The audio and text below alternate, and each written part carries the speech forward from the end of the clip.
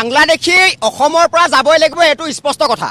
ইয়াত কোনোবা সৈয়দ হামিদা আহিব, কোনোবা মাদানী আহিব, সিহঁতৰ বাপেকৰ এখন অসম নহয়, এখন আছে অসম আৰু অসমীয়াৰ অসম। 600 বছৰ ৰাজত্ব কৰা এখন 17 বাকৈ মোগল পৰাস্ত কৰা অসম। আৰু ইয়াত কোনোবা সৈয়দা হামিদা, কোনোবা মাদানী আহিব, অসমৰ কথা বাংলাদেশী থাকিব বুলি কিছুমান টুলুঙা মন্তব্য কৰিব, কিছুমান অসম বিৰোধী মন্তব্য কৰিব। এইবিলাক কিন্তু ইহঁতৰ কৈ দিছোঁ, তেওঁলোকৰ পৈতৃক সম্পত্তি নহয় অসমখন। এই অজিত ভূঞা যিজনে বাংলাদেশী ৰক্ষণাবেক্ষণ দিবলৈ অসমত উঠি পৰি লাগিছে, তেওঁলোকে নাগৰিক সভা পাতিছে। তেওঁলোক হৈছে একোজন অসমৰ বদন, যি তেতিয়া বদন বাদুলি লালুক ফুলাই দেশখন ধ্বংস কৰিছিল, মানক আনিছিল। এই কিন্তু অজিত ভূঞা আৰু কেইজনমান তেওঁৰ লগত সাংগু পাংগু গোট খাই সমগ্ৰ অসমৰ পৰিস্থিতিটো বেয়া দিশলৈ লৈ গৈছে। ইয়াৰ কাৰণে যদি কাইলৈ নহ'বলগীয়া অসমত পৰিস্থিতি হয়, কিবা যদি অসমীয়া যুৱকে নঘটিবলগীয়া পৰিস্থিতি কেতিয়াবা ঘটাই দিয়ে, তেতিয়াহ'লে ইয়াৰ কাৰণে দায়ী হ'ব অজিত ভূঞাৰ নিচিনা বদন, ইয়াৰ কাৰণে দায়ী হ'ব নাগৰিক সমাজ। তেওঁলোকে অজিত ভূঞাই কৈছে তেওঁলোকে বোলে তাৰ কাৰণে দায়ী নহয়। কিহৰ কাৰণে দায়ী নহয়? বাংলাদেশৰ পৰা অসমলৈ নাগৰিক সমাজৰ নামত আপোনালোকে মানুহ মাতি আনিব আৰু অসমৰ কথা বেয়াকৈ ক'ব, আপোনালোকো সাৰি নাযাব।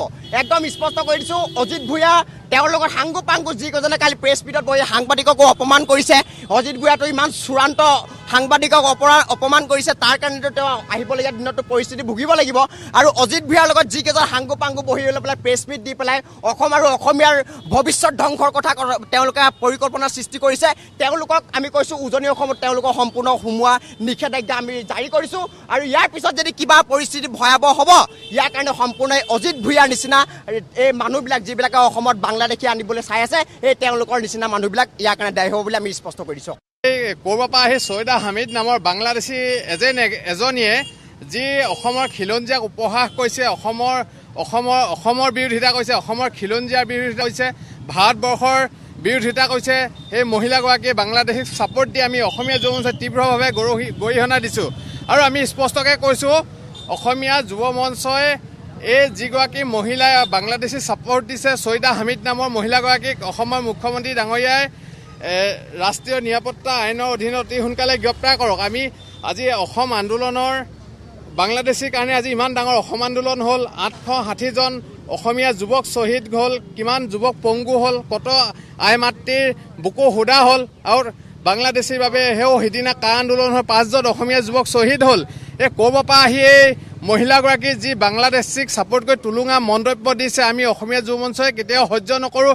আৰু স্পষ্টকৈ কৈছোঁ, ভৱিষ্যতে যদি সৈয়দা হামিদ নামৰ মহিলাগৰাকীয়ে অসমলৈ আহিবলৈ হয়, আমি তেওঁৰ অৱস্থা বেয়া কৰি দিম। আৰু সৈয়দা হামিদক যি নাগৰিক সমাজে উদ্যোগ লৈ মাতিছিলে, সেই নাগৰিক সমাজক আমি গৰিহণা দিছোঁ। আৰু ইয়াৰ মূল উদ্যোক্তা যি অজিত ভূঞা ডাঙৰীয়াই অসমৰ বাংলাদেশী সমৰ্থকগৰাকীক আনিছে। আৰু অজিত ভূঞা ডাঙৰীয়াও এজন বাংলাদেশী সমৰ্থক। তেওঁ অসমৰ ৰাইজৰ ওচৰত অতি সোনকালে ক্ষমা খোজক।